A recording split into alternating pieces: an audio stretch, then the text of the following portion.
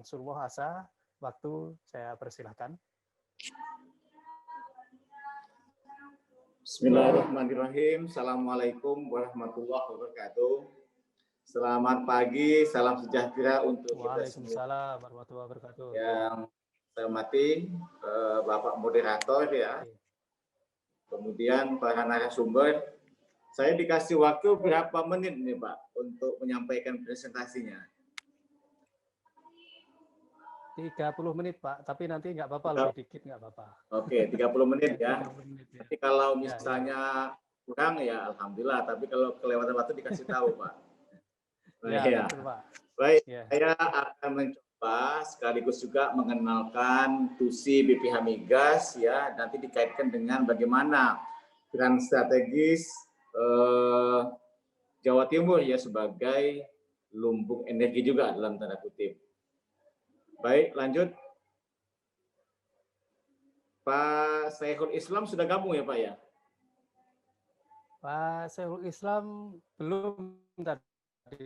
Oh gitu belum. Oke ya. Karena kita salah satu belum ini ya. Kami di Komisi 7 ya. Saya pertama-tama mengucapkan terima kasih nih. Ya. Channel mengundang saya sebagai narasumber. Kita berharap nanti channel ini terus maju, berkembang dan bisa menjadi lembaga kajian yang betul-betul produktif, profesional, memberikan masukan-masukan ya untuk kepentingan sektor energi di Indonesia ya. Jadi, kalau kita tahu ada CSIS lah, dulu CIDES, atau apa ya, mudah-mudahan menjadi terus berkembang untuk menjadi think tank bagi Indonesia di sektor energi atau di ISDM. Lanjut Pak. Jadi saya mau sampaikan dulu bagaimana peran BPH Migas ya. Lanjut. Nah ini struktur di BPH Migas Pak. Kita punya susunan tuh komite. Komitenya 9 orang yang dipilih oleh Komisi 7, dipilih oleh diusulkan oleh Presiden ya. Kita ada eselon 2, 3, 4 yang mestinya sebenarnya BPH Migas ini lembaga independen, bertanggung jawabnya memang kepada Presiden, tapi keputusannya bersifat independen. Jadi mewakili pemerintah, mewakili badan usaha, dan mewakili juga masyarakat. Jadi keputusannya itu tidak bisa diintervensi sebenarnya oleh kementerian misalnya. Itu dalam bentuk TUSI yang diatur oleh Undang-Undang Migas tentang tol fee, tentang pemenang lelang, tentang kuota BBM, dan seterusnya. Kita ada 9 komite, ini semua profesional background-nya. Dari 9 komite dipilih juga oleh Komisi 7 ketua komite. Kebetulan saya ketua komite ya yang berangkap sebagai kepala BPH Migas. Masa waktu dalam Undang-Undang Migas sebagai komite itu maksimal 2 periode. Jadi maksimalnya itu 10 tahun lah. Satu periodenya 4 sampai 5 tahun. Lanjut. Nah, ini langsung saja, kami dasarnya adalah Undang-Undang Migas, ya, Undang-Undang Nomor 22 Tahun 2021, yang dibuat di dalam pasal 46 ayat 3 itu ada 6 tugas BPH, 3 di bidang gas bumi, 3 di bidang BBM. Tapi sebelum masuk ke tugas, saya mau sampaikan dulu apa itu BPH Migas, kan Badan Pengatur Hilir Minyak dan Gas Bumi. Nah, di dalam Undang-Undang Migas yang dimaksud dengan hilir migas itu adalah kegiatan usaha yang berintikan atau bertumpu pada kegiatan usaha. Apa itu? Ada 4, pengolahan, pengangkutan, penyimpanan, dan niaga. Ini definisinya gitu. Jadi mestinya kalau mengacu kepada definisi sesuai dengan Undang-Undang Migas pasal 1-10 ini, ya pengolahan atau kilang-kilang refinery itu menjadi objek pengawasan BPH juga. Tapi dalam faktanya hampir nggak ada gitu. Karena tadi ada inkonsistensi antara undang-undang dengan PP-nya, ya, dengan turunannya. Begitu juga pengangkutan. Pengangkutan ini nanti di pasal 46 itu dipersempit. Pengangkutan hanya nanti melewati pipa gas. Jadi LPG bukan tugas BPH Migas. Nah, kalau LNG domestik di dalam undang-undang tidak ada, tapi dalam Permen itu memasukkan, ada Permen 1008 tahun 2003 memasukkan LNG itu adalah bagian daripada tugas BPH Migas. Walaupun di dalam Undang-Undang pasal 46 itu BPH Migas itu hanya nanti gas pipa, Pak. Gas pipa yang dilelang, ditetapkan tol fee-nya, termasuk gas itu adalah bagian dari pengaturan dan pengawasan BPH. Nah, apa itu BPH Migas atau di dalam bahasa Undang-Undang Migasnya adalah badan pengatur. Yaitu badan pengatur suatu badan yang dibentuk untuk melakukan pengaturan dan pengawasan. Jadi ini kata kuncinya pengaturan. Jadi outputnya BPH Migas itu adalah peraturan-peraturan dan melaksanakan pengawasan, tapi sebenarnya pengawasan kepada badan usaha. Gitu. Karena kalau pengawasan langsung misalnya kepada apa ya, mini SPBU misalnya Pertamini, itu bukan objek BPH sebenarnya, karena yang diawasi BPH adalah badan usaha, Pertaminanya, PGN-nya, ada 200-an badan usaha. Tapi kalau yang dia tidak punya izin, itu sebenarnya bukan objek pengawasan BPH, tapi adalah objek dari ya pengawasannya kepolisian dan lainnya ya, mungkin Pemda dan seterusnya. Apa yang ditugaskan pengaturan pengawasan adalah penyediaan dan pendistribusian BBM dan gas bumi pada kegiatan usaha hilir. Jadi sebenarnya kalau melihat dari sini nanti ada yang tidak konsisten menurut saya di dalam Undang-Undang Migas sendiri. Ketika bicara definisi kegiatan usaha hilir dan definisi badan pengatur itu luas, tapi ketika masuk kepada tugas BPH Migas sesuai pasal 46, ya ini mulai dipersempit gitu. Sebelum masuk ke pasal 46 ayat 3, ayat 2 dulu, kami sampaikan ayat 1 ya, melakukan pengawasan terhadap pelaksanaan penyediaan dan pendistribusian BBM dan pengangkutan gas bumi melalui pipa. Jadi di pasal 46 ini udah menyempit nih, pengawasan saja untuk penyediaan dan pendistribusian BBM. Kemudian pengangkutan gas bumi hanya melalui pipa. Jadi ini coba kita lihat dengan definisi tadi.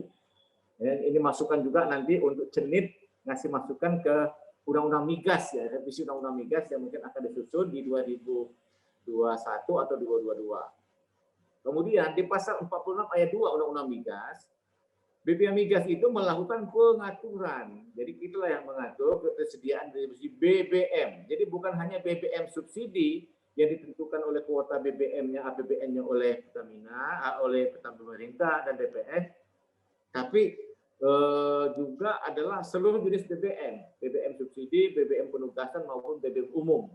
Total satu tahun itu bisa sampai 75 juta KL atau 75 miliar liter BBM yang berjalan beredar di seluruh Indonesia.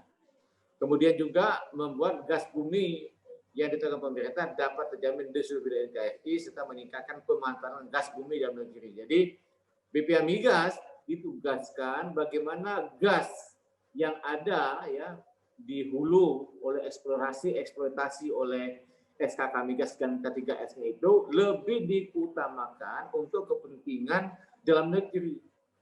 Jadi bukan untuk diekspor sebenarnya yang diutamakan. Apapun alasannya, mau devisa lah apa, yang penting kita bagaimana gas yang ada termasuk BBM diutamakan untuk kepentingan dalam negeri sehingga nanti bisa menggerakkan pertumbuhan ekonomi, kesejahteraan, dan punya nilai tambah. Nah, di dalam pasal 46 ayat 3, itu ada 3 tugas BPH di BBM dan juga di gas. Di bidang gas, BPH Migas ditugaskan adalah menetapkan tarif pengangkutan gas bumi melalui pipa. Ya, tarif pengangkutan gas bumi ini, tarif ini adalah semacam tol fee. Kalau jalan tol itu, orang lewat jalan tol mesti ada tol fee-nya, bayar itu. Nah, BPH Migas yang menetapkan secara independen berapa besaran tarif pengangkutan ya atau tol fee tadi kepada badan usaha yang melakukan investasi membangun pipa. Ini kemarin agak menarik ini. Kalau bapak-bapak dan ibu-ibu memperhatikan kemarin di Undang-Undang Ciptaker, Undang-Undang Omnibus Law di pasal 46 itu sempat ada upaya ya, dari Kementerian ISDM mengambil alih tol fee ini mesti dapat persetujuan dari Kementerian SDM, dari Menteri SDM. Ditambahkan di pasal 46 ayat 5-nya. Namun ya setelah dicek oleh teman-teman Panja di Balik, diskusi secara lebih kritis, objektif, ini disepakati dikeluarkan. Jadi tidak bisa. Karena kalau pasal itu masuk, maka independensi keputusan BPH Migas itu malah menjadi hilang. Padahal keputusan BPH Migas itu mewakili 3 kepentingan, bukan hanya kepentingan pemerintah, tapi kepentingan juga badan usaha, ya, secara tekno-ekonomi dan kepentingan masyarakat. Nah, memang kita tahu maksudnya adalah agar mendukung PPS 40 yang menuju 6 US dollar tadi bisa cepat, tidak birokratis, ya, ada ego sektoral dan sebagainya. Dalam konteks itu kita mendukung, tapi ini akan bertentangan dengan semangat di Undang-Undang Migas. Jadi pada akhirnya ya sampai kemarin saya baca di Undang-Undang Ciptaker pasal 46 ini dihilangkan karena seluruh balik dan disepakati di paripurna itu menolak itu dan dikembalikan ke existing, Undang-Undang existing, Undang-Undang Migas bahwa penetapan tarif pengangkutan atau tol gas itu adalah wewenang BPH Migas yang diputuskan secara independen. Kemudian tugas BPH yang kedua di dalam gas bumi adalah menetapkan harga gas rumah tangga dan pelanggan kecil. Nah, ini menjadi akan menarik nanti ya. Ini Cenit bisa melihat. Jadi ini tugas BPH. Jadi kalau nanti jar gas yang ada sudah dipasang mungkin berapa juta ya, sambungan di rumah, itu BPH Migas yang menetapkan harga gasnya. Harga gas untuk rumah tangga dan pelanggan kecil ini ditetapkan selalu oleh BPH di 56 kabupaten kota di bawah harga LPG 3 kilo, Pak. Jadi ini selalu kalau dia mengacu ke rumah tangga 1 di bawah, kita kasih di bawah harga LPG 3 kilo. Padahal LPG 3 kilo itu adalah impor. 70%-nya impor LPG-nya. Pakai APBN-nya 50 triliun, lebih besar dari 15T untuk BBM subsidi. Jadi ini tantangan Cenit bagaimana mewujudkan agar jar gas ini bisa dibangun di seluruh provinsi kabupaten kota yang ada di Jawa Timur. Ini tantangannya. Sekarang sudah cukup banyak, ada di Surabaya, ada di Mojokerto, di Gresik, ya, ada di beberapa kabupaten kota. Tapi tinggal ditambah lagi. Nah, saya mau menyampaikan kaitan di sini sebenarnya ini peluang Cenit mempromosikan sebab penetapan harga gas bumi ini bukan hanya untuk yang setara LPG 3 kilo, tapi yang setara 200 kilo atau yang keekonomian. Sebagai contoh misalnya, kalau kita misalnya membangun di kawasan real estate, perumahan-perumahan kelas menengah ke atas, kemudian di mal-mal menggunakan jar gas, ini juga menjadi objek yang nanti oleh BPH Migas ditetapkan harga gasnya secara keekonomian. Jadi ini potensi peluang yang bisa dimainkan oleh real estate Indonesia di Jawa Timur misalnya untuk membangun perumahan-perumahan di sana atau kampus atau juga bisa mall, sudah daripada menggunakan LPG atau genset yang pakai BBM ganti jar gas. Nanti BPH akan kasih harga yang sesuai dengan keekonomian. Artinya yang investasi membangun jar gas ini nanti tidak mesti pakai APBN, tapi bisa swasta, bisa BUMD, bisa BUMN, bisa sinergis. Konsorsium ketiga tadi, polanya investasi, nanti untuk pengambilan investasi BPH Migas akan melakukan harganya yang mencerminkan teknoekonomi pengembalian modal yang diberikan dalam investasi. Nah yang ketiga, ini tugas BPH Migas ini yang relatif seksi ya, pengusahaan transmisi dan distribusi gas bumi. Jadi BPH Migas lah yang melelang semua ruas pipa di transmisi maupun distribusi yang ada di seluruh Indonesia. Jadi kami yang melelang semua. Walaupun di dalam faktanya kadang-kadang bukan dilelang, malah pemerintah membuat penugasan. Nah, karena penugasan dampaknya nanti capital expenditure-nya tidak terkoreksi, tidak terkontrol dengan baik. Dampaknya capex tol ini akan bisa besar. Nah, padahal secara undang-undang tugasnya tugas BPH Migas melelang baik itu pipa transmisi termasuk yang di Cirebon di Jawa Timur adalah pipa Gresik Semarang yang sudah 100% dibangun gitu. Tapi ada hal distribusi nanti akan dijelaskan di akhir ya. Pipa distribusi itu hampir semua tidak ada yang dilelang. Sejak BPH Migas tahun 2001 didirikan sampai sekarang belum pernah ada yang dilelang oleh BPH. Nah, kendala yang terjadi saat ini karena belum ada revisi rencana induk jaringan pipa, transmisi dan distribusi gas bumi nasional terhadap pipa WJD atau wilayah dan distribusi yang ada di sepanjang pipa yang ada di sekarang ini di existing. Ini tantangan Cenit bisa merekomendasikan agar segera diterbitkan revisi rencana induk sehingga BPH Migas sudah bisa melelang. Ada 192 wilayah yang mau dilelang oleh BPH Migas yang saat ini tidak bisa kami lelang mengacu kepada Permen 04 karena belum ada revisi rencana induknya. Nah, tiga lagi di bidang BBM itu tadi ketersediaan dan distribusi BBM. Jadi BPH Migas lah yang melakukan pembagian kuota di semua kabupaten kota yang ada di Indonesia, kemudian juga membagi kuota kepada konsumen pengguna, apakah darat, laut, contohnya kepada KAI, kepada Pelni, kepada Peldra, kepada Pintis, kepada ASDP, begitu juga kepada semua SPBU yang ada di Indonesia, khususnya untuk BBM subsidi dan BBM penugasan. Nah, untuk dua lagi yang di BBM, tugas BPH Migas, cadangan BBM nasional ini belum jalan sama sekali. Karena apa? Karena belum ada keputusan Menteri SDM yang menetapkan berapa jumlah hari cadangan BBM nasional. Kalau di Jepang, tempatnya Bapak dulu Badur zaman kuliah di sana, Jepang itu 7 bulan, Pak, cadangan BBM-nya. Bahkan cadangan energi, Pak. Maka ketika ada tsunami, nggak ada masalah mereka. PLTN-nya stop, langsung otomatis BBM-nya sudah siap semua. Amerika juga sampai lebih dari 3 bulan. Eropa, standar Eropa, cadangan BBM nasional itu adalah 3 bulan, Pak. Indonesia, kalau ditanya apakah Indonesia ada cadangan BBM nasional, saya jawab sebagai Kepala BPH Migas, tidak ada, Pak. Cadangan BBM kita adalah 0. Yang ada itu adalah cadangan operasionalnya Pertamina, cadangan operasional badan usaha, Pak. Nah, ini kenapa ini belum bisa diwujudkan? Karena di dalam Undang-Undang Migas mesti ada keputusan menteri yang menetapkan jumlah hari. Mau 1 hari, mau 1 bulan, mau 3 bulan, itu mesti ada keputusan. Dengan nanti dibuat aturan itu, maka BPH Migas akan membuat aturan yang lebih teknis terkait tentang cadangan BBM nasional ini. Sebagai info, hitungan-hitungan di BPH Migas, kalau cadangan BBM nasional diwujudkan, maka dana yang mesti disiapkan untuk 1 hari, ya penyimpanan tadi itu lebih kurang 1 triliun, Pak. Jadi kalau dia 30 hari, 30 T. Kalau dia hanya 3 bulan, 90 T. Itu minimal loh, Pak, ya.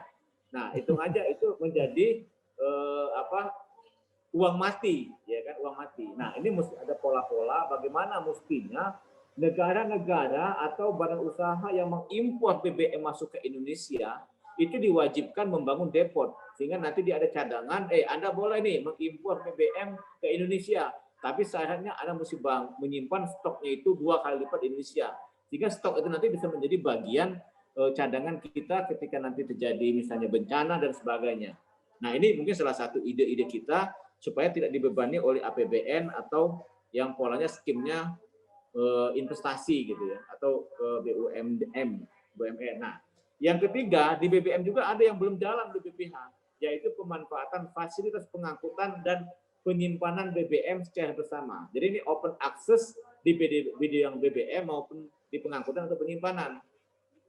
Jadi bisa saja untuk kapal mengangkut BBM itu tidak hanya oleh Pertamina, tapi kapal itu mengangkut solar yang spesifikasinya sama, itu ada yang mengangkut juga untuk punya Pertamina atau badan usaha swasta lainnya. Sebagai info, badan usaha yang punya izin niaga umum itu, Pak, berdasarkan data kami di BPH Migas lebih kurang 150. Jadi yang menjadi saingan Pertamina itu ada 150 perusahaan di bidang BBM ini untuk niaga.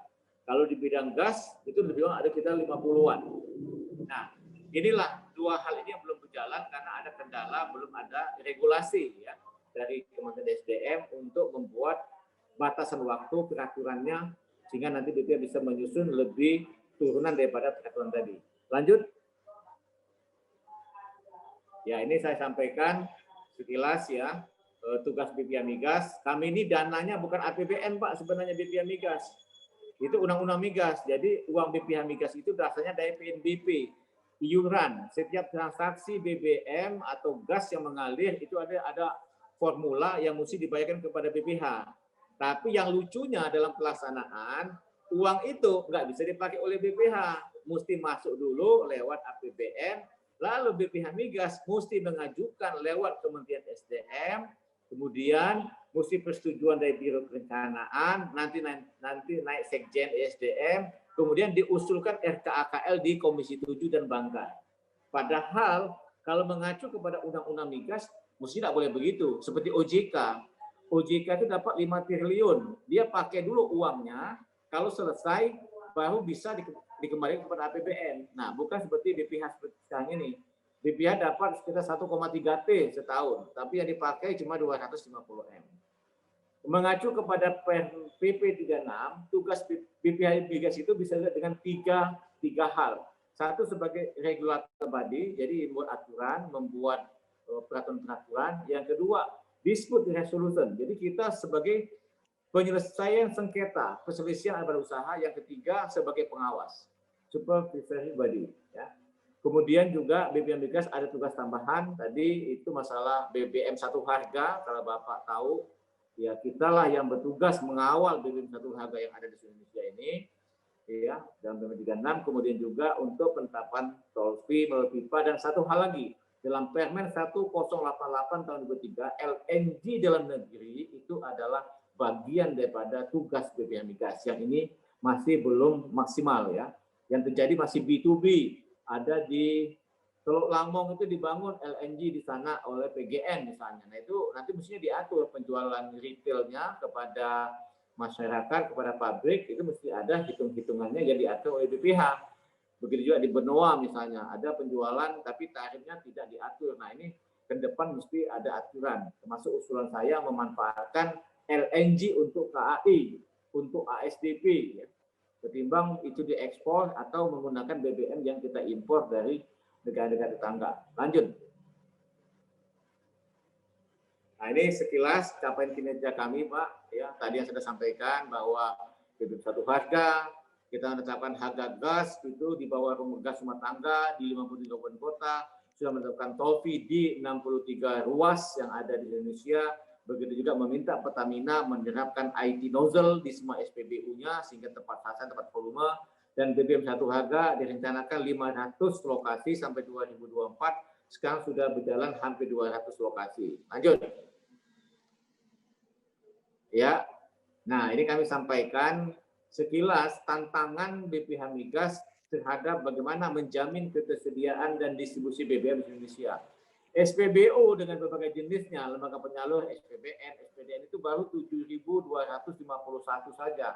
Padahal luas Indonesia ini luar biasa.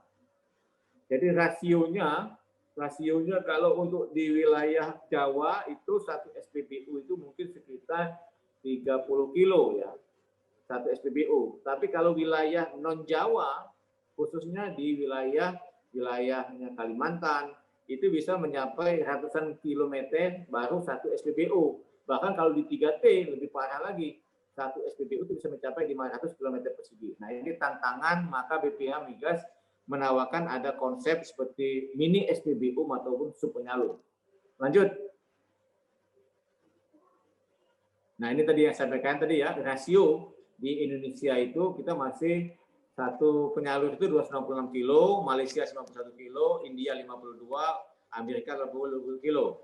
Nah, sedangkan kalau kita melihat rasio SPBU atau penyalur terhadap Indonesia, NKRI, di Jawa 36 kilo, luar Jawa 15 kilo, bahkan 3T lebih parah lagi, 1.200 km satu SPBU. Maka di bawah yang kuning kami masukkan, maka perlu dibangun namanya sub penyalur, jadi atau mini SPBU.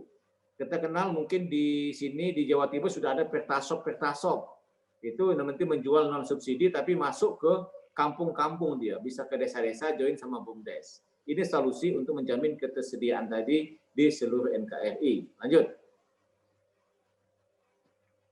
Ya, ini penjelasan kuota yang kami kasih kepada semua kabupaten kota yang ada di wilayah Jawa Timur. Jadi BPH yang terapin nanti kuota per kabupaten kota, begitu juga kuota di SPBU-nya. Dan sampai saat ini ya, data yang di BPH Migas masih jauh. Ini tahun ini kena COVID mungkin tidak over kuota, jadi jauh di bawah kuota, baru sekitar 70% sampai Oktober 2020. Lanjut. Ya ini ya, untuk kami sampaikan tadi, tahun 2020 ini untuk solar di Jawa Timur baru 76% dari kuota yang kami kasih 2,3 juta KL. Begitu juga premium baru 61%. Jadi kalau terjadi kelangkaan premium di Jawa Timur itu bukan salah BPH Migas. BPH sudah kasih kuotanya 1,4 juta KL, tapi penyalurannya baru segitu. Mungkin sudah ganti menggunakan Pertalite atau Pertamax atau lebih tinggi lagi Pertamax Turbo. Tapi pada intinya kuota yang sudah ditetapkan oleh BPH Migas itu masih di bawah target atau kuota yang sudah dialokasikan baik pemerintah maupun oleh APBN Komisi 7. Lanjut. Tahun lalu itu kita over kuota ya untuk Jawa Timur. Lanjut, ini penjelasan distribusinya untuk seluruh provinsi ya. Ini sama infrastrukturnya, ini jelas ya, totalnya berapa, jumlah SPBU yang ada di Jawa Timur itu ada 804, SPBN-nya ada 46, SPBB Bangkainya ada 7, totalnya semua untuk itu ya di berapa tuh, 800 sekian, tapi kalau untuk yang jual premium ada di 658 SPBU. Lanjut. Nah, ini IT nozzle ya. Ini sudah ditargetkan 5518. Kita berharap ini selesai di akhir tahun ini semua 5.518 SPBU termasuk di MOR 3. MOR 4 ya. MOR 5 kalau ini ya, kalau Jawa Timur ini 5, Jawa Timur, Bali, NTB, NTT itu kita targetkan mesti selesai semua di tahun 2020 ini. Lanjut.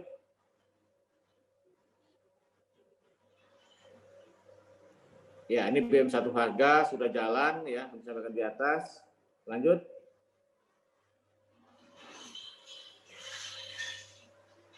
Pak Badruzaman kasih tahu ya kalau saya sudah lewat waktunya ya. Kasih 5 menit Pak. lagi. Ya, masih kurang 7 menit, Pak. Masih 7 belum. menit. Masih ada waktu. Ya. Jadi ya. ini kami sampaikan tadi yang ide tadi ya, di Jawa Timur sudah ada 17 penyalur Pertasop, Pak. Jadi ini silakan apakah nanti Mancenit mempromosikan ya di daerah Jawa Timur ini di mana saja. Jadi di mana tidak mungkin dibangun SPBU karena tidak masuk ke ekonomian, maka dipersempit dengan modal cuma 300 juta, ini bisa menjual Pertamax dengan margin sekitar 600 sampai 700 rupiah.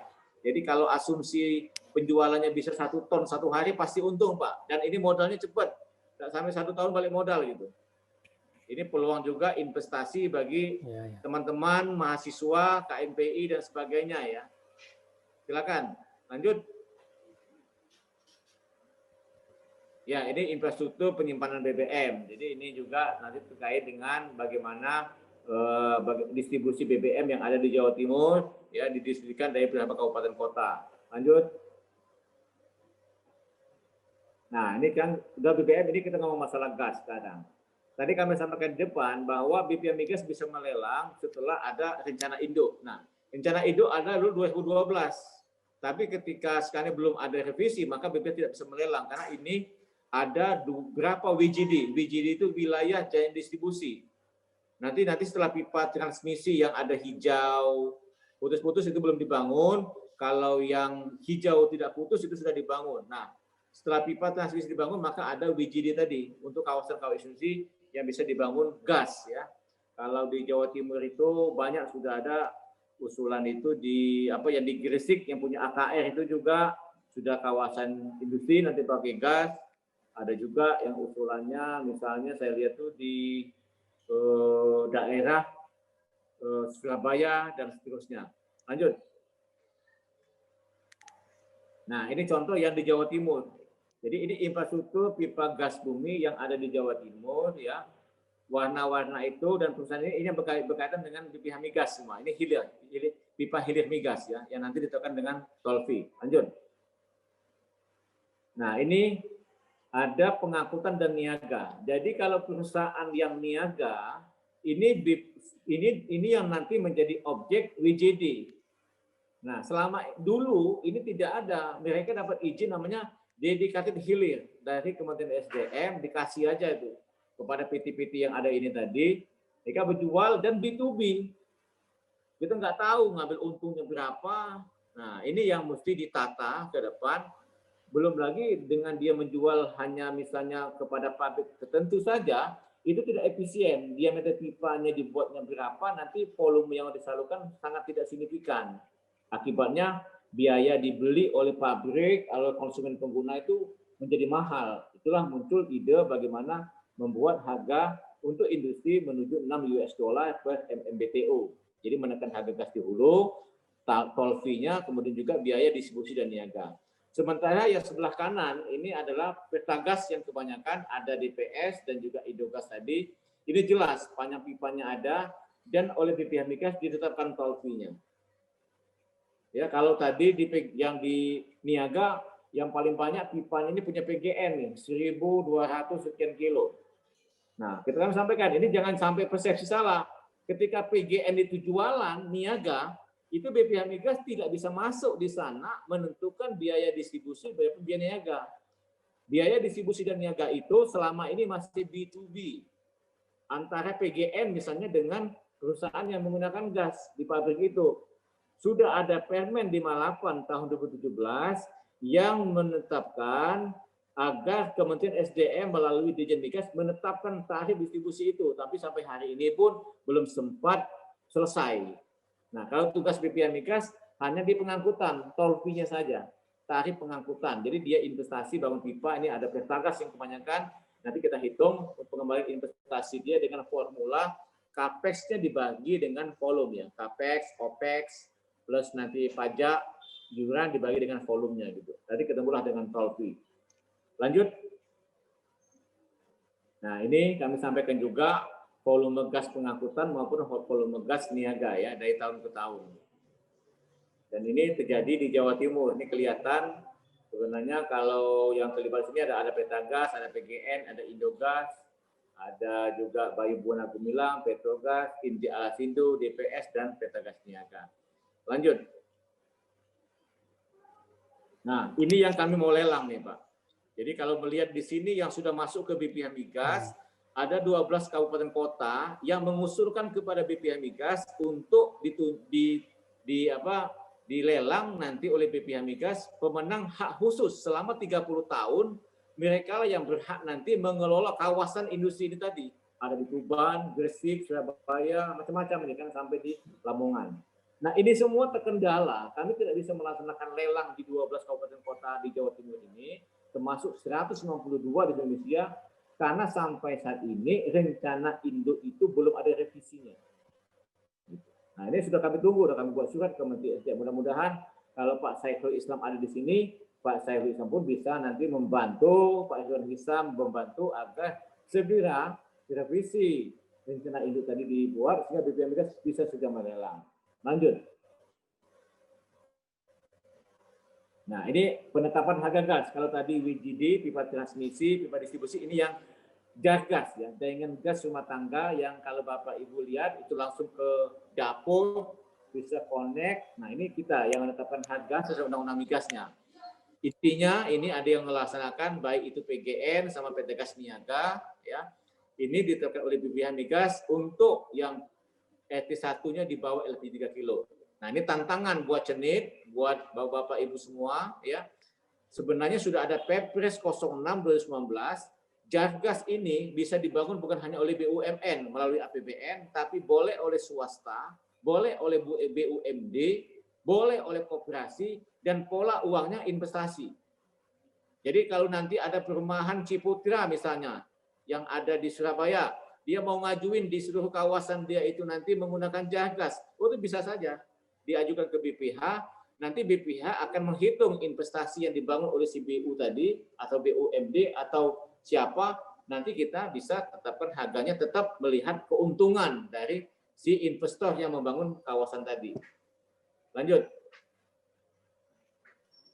Nah, ini juga sambungan rumah yang ada di seluruh ini ya, ini mungkin untuk 2021 ya, ada Surabaya juga dapat. Nah, ini yang nanti bisa dikembangkan lagi, bukan hanya menggunakan APBN, ini APBN ini, menggunakan tadi pola swasta. Kami menunggu nih kalau memang Cenit atau nanti Pak Saiful Islam, Pak Irwan Hisam bisa memperjuangkan Pak Moreno ya dari Jawa Timur Komisi 7 agar BPH Migas mengadakan FGD ya dengan ini REI misalnya untuk membangun kawasan Jargas yang ada di perumahan-perumahan yang ada di Jawa Timur. Misalnya. Itu bisa kita laksanakan nanti.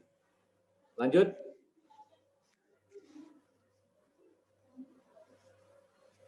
Ya, ini pipa Gresik Semarang. Nah, ini pipa sudah jadi, sudah 100%. Tinggal dalam waktu singkat kita akan resmikan ya, karena demand-nya sudah ada lah sebagian.